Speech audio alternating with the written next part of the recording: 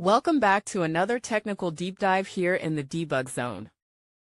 Today we're tackling a big question and breaking it down with insights from other users.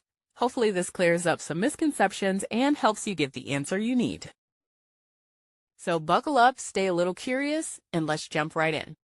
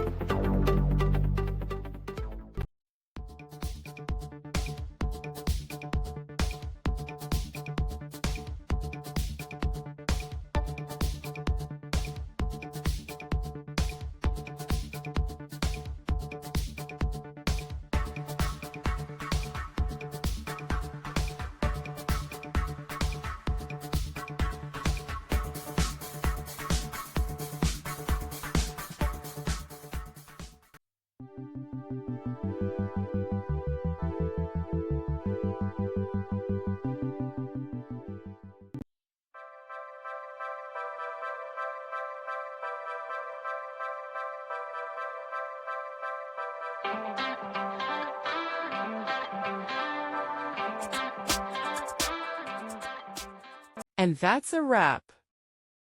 I hope you found the answer you were looking for. If you did, take a second to hit that subscribe button. It really helps out. And let me know in the comments which solution worked best for you. See you next time in the debug zone.